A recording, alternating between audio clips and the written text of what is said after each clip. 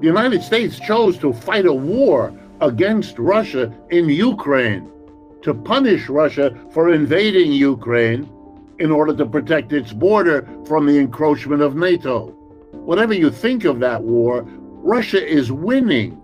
The United States and the Western Europeans have been losing. That's why the line of where the Russians control is now giving at least a third of Ukraine over to the Russians already. And what happened there was a misunderstanding of the BRICS. Why is that? A political disaster like a lost war? Yeah, here was the mistake. The Americans thought that they could punish the Russians for invading Ukraine by imposing on them massive sanctions, taking billions of money from them that they had stored in Europe, and refusing to buy the oil and gas, which are crucial exports for the Russian economy. One mistake was made. They didn't understand the BRICS, because here's what Russia did. It said, okay, those sanctions would hurt if we had no way to get around them. Okay, you're not buying our oil and gas would really hurt if we can't find anyone else to sell it to. But they found a way to get around the sanctions, which they've done.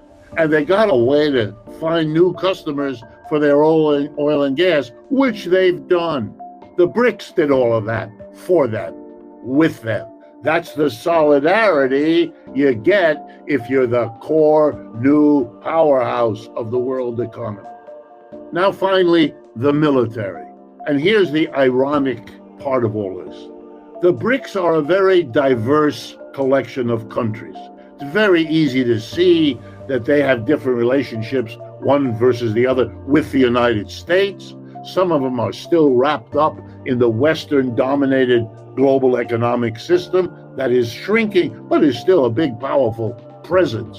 Some of them are Muslim, some of them are Hindu, some of them are neither, some of them are rich, others are quite poor. I mean, there are lots of disagreements, lots of differences, lots of ways that their unity is fragile.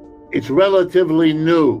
One of the few things that is holding them together is the relentless hostility and enmity of the United States and Western Europe. It's not at all unusual, and most of you know it, that people who might otherwise be at each other's throats will become good friends if they have a common enemy.